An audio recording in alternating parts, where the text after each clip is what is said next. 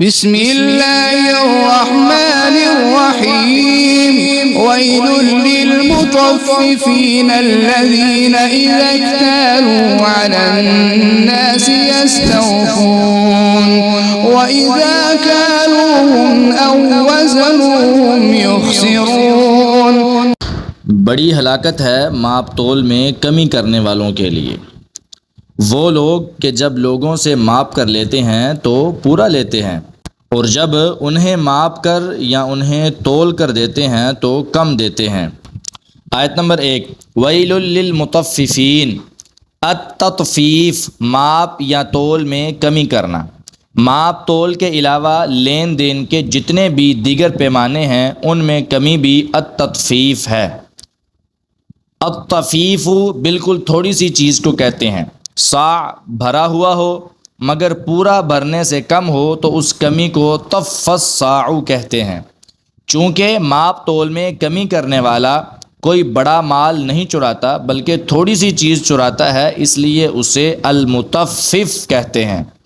یہ فعل کمینگی کی انتہا ہے، اور اس بات کی دلیل ہے کہ اتنی تھوڑی تھوڑی چیز کی چوری کرنے والا شخص بڑا مال اڑانے سے بھی پرہیز کرنے والا نہیں، صرف اپنی کم ہمتی یا پکڑے جانے کے خوف سے اتنی چوری پر صبر کیے بیٹھا ہے، ورنہ اس کی طبیعت کے فاسد ہو جانے اور امانت سے خالی ہو جانے میں کوئی کمی باقی نہیں رہی۔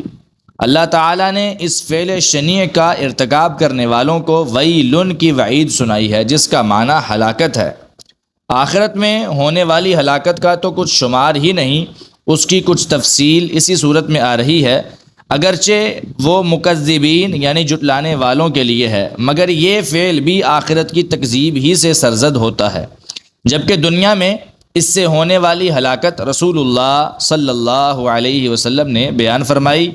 حدیث لمبی ہے، اس کا ایک فقرہ یہ ہے، وَلَمْ يَنْقُصُ الْمِكْيَالَ وَالْمِيزَانَ إِلَّا أُخِذُوا بِالسِّنِينَ وَشِدَّةِ الْمَؤُونَةِ وَجَوْرِ السُّلْطَانِ عَلَيْهِمْ۔ سنن ابن ماجہ کتاب الفتن باب العقوبات، حدیث نمبر 4019۔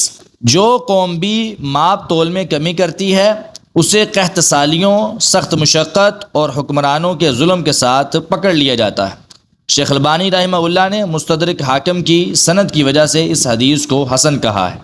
دیکھیے سلسلۃ الاحادیث صحیحہ، حدیث نمبر 106۔ شعیب علیہ السلام کی قوم پر عذاب کا ایک سبب یہ بھی تھا۔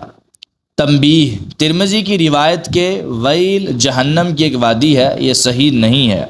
دیکھیے ضعیف ترمذی سورۃ الانبیاء، حدیث نمبر 3389۔ ألا يظن أولئك أنهم مبعوثون۔ کیا یہ لوگ یقین نہیں رکھتے کہ وہ اٹھائے جانے والے ہیں؟ آیت نمبر 4، الا یظن اولئک انہم مبعوثون، یعنی اگر وہ سمجھتے کہ ہمیں ایک دن پیش ہو کر حساب دینا ہے تو کبھی ماپ تول میں کمی نہ کرتے۔ لیوم عظیم، ایک بہت بڑے دن کے لیے۔ یوم یقوم الناس لرب العالمین، جس دن لوگ رب العالمین کے لیے کھڑے ہوں گے۔ آیت نمبر 5 اور 6، لیوم عظیم، ایک بڑے دن کے لیے۔ بڑا دن اس لیے کہ اس کی مقدار ہی 50,000 سال ہے۔ دیکھیے سورہ معارج آیت نمبر 4۔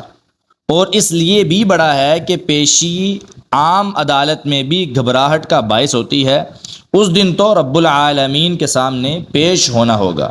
مقداد بن اسود رضی اللہ عنہ سے روایت ہے کہ میں نے رسول اللہ صلی اللہ علیہ وسلم سے سنا، آپ نے فرمایا، تدن الشمس یوم القیامت من الخلق حتی تکون منہ کمقدار میل فیکون الناس علی قدر اعمالهم فی العرق فمنهم من يكون الى كعبيه ومنهم من يكون الى ركبتيه ومنهم من يكون الى حقويه ومنهم من يلجمه العرق الجاما، قال واشار رسول اللہ صلی اللہ علیہ وسلم بیدہ الی فیہ۔ صحیح مسلم کتاب الجنہ وصفۃ نعیمها، باب فی صفۃ یوم القیامہ، حدیث نمبر 2864۔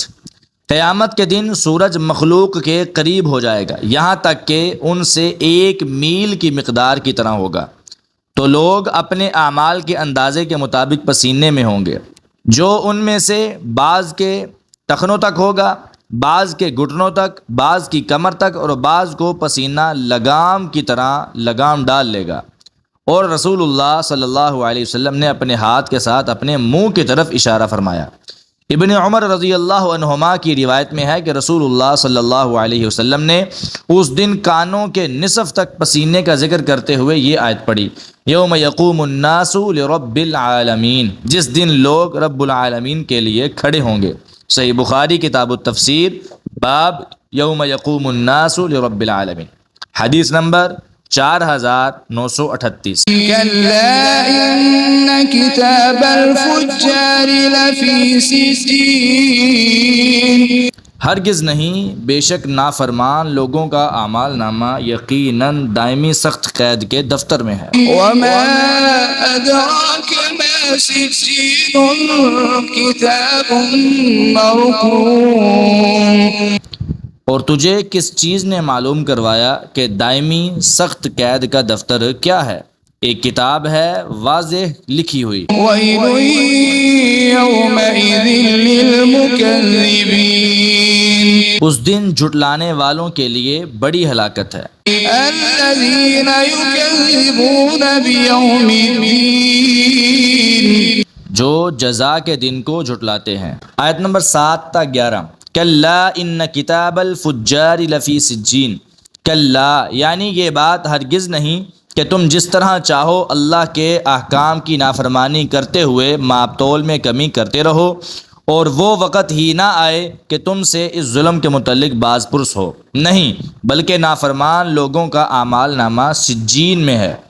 سجین سجنن سے مبالغہ ہے جس کا معنی قید خانہ ہے۔ قاموس میں ہے السجین الدائم الشدید، یعنی دائمی سخت قید۔ یہ وہ کتاب ہے جس میں ہمیشہ جہنم میں رہنے والوں کے نام اور ان کے اعمال محفوظ ہیں۔ گویا یہ دائمی قید والوں کا رجسٹر ہے، کیونکہ اللہ تعالیٰ نے خود سجین کی وضاحت کی ہے کہ وہ کتاب مرقوم یعنی ایک واضح لکھی ہوئی کتاب ہے جس میں کوئی کمی پیشی یا رد و بدل نہیں ہو سکتا کہ کوئی نام یا عمل داخل کر دیا جائے یا مٹا دیا جائے۔ وَيْلٌ يَوْمَئِذٍ لِّلْمُكَذِّبِينَ سے معلوم ہوا کہ ماپ تول میں کمی کرنے والے در حقیقت قیامت کے دن پر ایمان نہ رکھنے کی وجہ سے ایسا کرتے۔ وما يكذب به إلا كل معتد أثيم اور اسے کوئی نہیں جھٹلاتا مگر ہر حد سے نکل جانے والا سخت گنہگار۔ إذا تتلى عليه آياتنا قال أساطير الأولين جب اس کے سامنے ہماری آیات پڑھی جاتی ہیں تو کہتا ہے یہ پہلے لوگوں کی کہانیاں ہیں۔ كلا بل ران على قلوبهم ما كانوا يكسبون ہرگز نہیں بلکہ زنگ بن کر چھا گیا ہے ان کے دلوں پر جو وہ کماتے تھے۔ آیت نمبر 14۔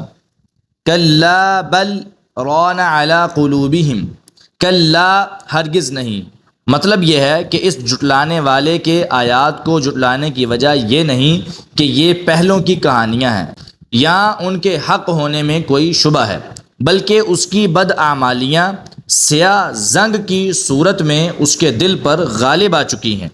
اسے نہ حق حق نظر آتا ہے نہ باطل باطل۔ مستشرقین اور منکرین حدیث کی طرح پہلے منکرین کا بھی یہی حال تھا کہ اگر قرآن میں کوئی نئی بات آتی تو کہتے ما سمعنا بہذا فی آبائنا الاولین، سورۃ القصص، ہم نے تو یہ بات اپنے پہلے باپ دادا میں سنی ہی نہیں، اور اگر وہ بات پہلی کتابوں میں موجود ہوتی تو کہتے یہ وہاں سے سرقہ کیا گیا ہے، یعنی اساطیر الاولین کہ یہ تو پہلوں کی کہانیاں ہیں۔ قاتلہم اللہ انا یؤفکون، سورۃ توبہ، اللہ انہیں مارے کدھر بہکائے جا رہے ہیں۔ نمبر 2، ران علی قلوبہم ای راکبہا کما یرکب الصدع وغلبہا، زمخشری، یعنی ان کے دلوں پر چڑھ گیا ہے اور غالب آ گیا ہے جیسے زنگ چڑھ جاتا ہے۔ رانا کا فاعل ما کانوا یکسبون ہے، یعنی جو کچھ وہ کمایا کرتے تھے وہ زنگ بن کر ان کے دلوں پر چھا گیا ہے۔ گناہ کا خاصہ ہے کہ اگر بار بار کیا جائے اور توبہ نہ کی جائے تو پورے دل کو گھیر لیتا ہے۔ ابو ہریرہ رضی اللہ عنہ سے روایت ہے کہ رسول اللہ صلی اللہ علیہ وسلم نے فرمایا، ان العبد اذا اخطأ خطیئۃ نکتت فی قلبہ نکتۃ سوداء فإذا هو نزع واستغفر وتاب سقل قلبه وإن عاد زيد فيها حتى تعلو قلبه وهو الران الذي ذكر الله كلا بل ران على قلوبهم ما كانوا يكسبون۔ جامع ترمذی کتاب تفسیر القرآن باب ومن سورۃ ویل للمطففین، حدیث نمبر 3334۔ بندہ جب کوئی گناہ کرتا ہے تو اس کے دل پر ایک سیاہ داغ لگ جاتا ہے، جب باز آ جائے اور معافی مانگ لے تو اس کا دل صاف ہو جاتا ہے، اور اگر دوبارہ گناہ کرے تو داغ بڑھا دیا جاتا ہے، یہاں تک کہ وہ سیاہ داغ اس کے پورے دل پر غالب آ جاتا ہے۔ یہی وہ ران ہے جو اللہ عز و جل نے ذکر فرمایا ہے، کلا بل ران علی قلوبہم ما کانوا یکسبون، ہرگز نہیں بلکہ زنگ بن کر چھا گیا ہے ان کے دلوں پر جو وہ کماتے تھے۔ یہ حدیث حسن صحیح ہے۔ كلا إنهم عن ربهم يومئذ لمحجوبون، ہرگز نہیں، بے شک وہ اس دن یقیناً اپنے رب سے حجاب میں ہوں۔ ثم إنهم لصالو الجحيم، پھر بے شک وہ بھڑکتی ہوئی آگ میں یقیناً داخل ہونے والے ہیں۔ ثم يقال هذا الذي كنتم به تكذبون، پھر کہا جائے گا یہی ہے جسے تم جھٹلایا کرتے تھے۔ آیت نمبر 15 تا 17۔ کلا انہم عن ربہم یومئذ لمحجوبون، یہ کافر جو کہتے ہیں کہ اگر قیامت ہوئی بھی تو دنیا کی طرح وہاں بھی پروردگار کی نوازشیں ہم ہی پر ہوں گی، ان کا یہ کہنا ہرگز درست نہیں، انہیں تو پروردگار کے قریب تک نہیں آنے دیا جائے گا بلکہ وہ حجاب میں رکھے جائیں گے۔ اس آیت سے معلوم ہوا کہ اس دن نافرمان اللہ تعالیٰ سے محجوب ہوں گے اور اہل ایمان کو وہ نظر آئے گا۔ اگر دیدار الہی کے منکروں کے کہنے کے مطابق اللہ تعالیٰ کسی کو بھی نظر نہیں آئے گا تو یہ آیت بے معنی ہو جاتی ہے۔ دوسری جگہ صریح الفاظ میں فرمایا وجوہ یومئذ ناظرہ الی ربها ناظرہ، سورۃ القیامہ آیت نمبر 22 اور 23۔ کئی چہرے اس دن تر و تازہ ہوں گے، اپنے رب کی طرف دیکھ رہے ہوں گے۔ حقیقت یہ ہے کہ آخرت کی نعمتوں میں سب سے بڑی نعمت اللہ تعالیٰ کا دیدار ہے جو ایمان والوں کو حاصل ہوگی۔ اللہ اپنے فضل سے ہمیں بھی اپنا دیدار نصیب فرمائے، آمین۔ اس کے ساتھ انہیں کھانے پینے، نکاح وغیرہ یعنی جنت کی دوسری نعمتیں بھی میسر ہوں گی۔ نافرمانوں کے لیے اللہ تعالیٰ نے پہلا عذاب یہ ذکر فرمایا کہ وہ اپنے رب سے حجاب میں رکھے جائیں گے، دوسرا یہ کہ پھر وہ بھڑکتی ہوئی آگ میں داخل ہوں گے۔ اعاذنا اللہ منہما۔ كلا إن كتاب الأبرار لفي عليين، ہرگز نہیں، بے شک نیک لوگوں کا اعمال نامہ یقیناً بہت ہی اونچے لوگوں کے دفتر میں ہے۔ وما أدراك ما عليون، اور تجھے کس چیز نے معلوم کروایا کہ بہت ہی اونچے لوگوں کا دفتر کیا ہے؟ كتاب مرقوم، ایک کتاب ہے واضح لکھی ہوئی، يشهده المقربون، جس کے پاس مقرب یعنی فرشتے حاضر رہتے ہیں۔ آیت نمبر 18 تا 21۔ کلا ان کتاب الابرار لفی علیین، کلا یعنی یہ بات ہرگز نہیں کہ نافرمانوں کا یہ حال ہوگا تو نیکوں سے بھی یہی سلوک ہو۔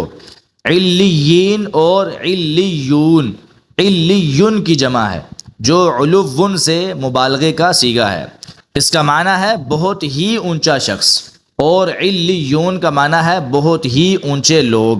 اللہ تعالیٰ کے فرمان کے مطابق یہ ایک کتاب ہے جس میں نیک لوگوں کے نام اور ان کے اعمال واضح طور پر لکھے ہوئے ہیں، ان میں کوئی رد و بدل یا کمی بیشی ممکن نہیں۔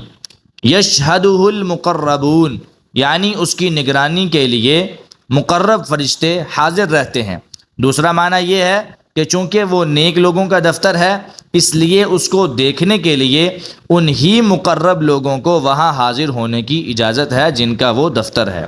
اس صورت میں ابرار ہی مقرب ہیں۔ إن الأبرار لفي نعيم بے شک نیک لوگ یقیناً بڑی نعمت میں ہوں گے۔ على الأرائك ينظرون تختوں پر بیٹھے دیکھ رہے ہوں گے۔ آیت نمبر 22 اور 23۔ ان الابرار لفی نعیم، یہاں سے نیک لوگوں کو ملنے والی نعمتوں کا تذکرہ ہے۔ تختوں پر بیٹھے کبھی دوزخیوں کو دیکھ کر خوش ہو رہے ہوں گے کہ رب تعالیٰ نے انہیں کتنی بڑی مصیبت سے بچایا ہے، کبھی جنت کی نعمتوں کا نظارہ کرتے ہوں گے اور کبھی دیدار الہی سے آنکھوں کو شاد کام کر رہے ہوں گے۔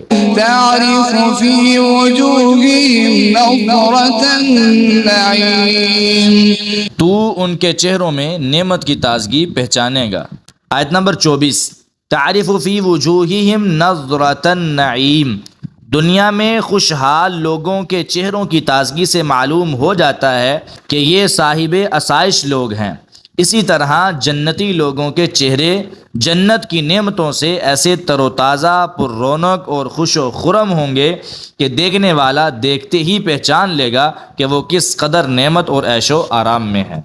يسقون من رحيق مختوم ختامه مسك وفي ذلك فليتنافس المتنافسون انہیں ایسی خالص شراب پلائی جائے گی جس پر مہر لگی ہوگی، اس کی مہر کستوری ہوگی، اور اسی کو حاصل کرنے میں ان لوگوں کو مقابلہ کرنا لازم ہے جو کسی چیز کے حاصل کرنے میں مقابلہ کرنے والے ہیں۔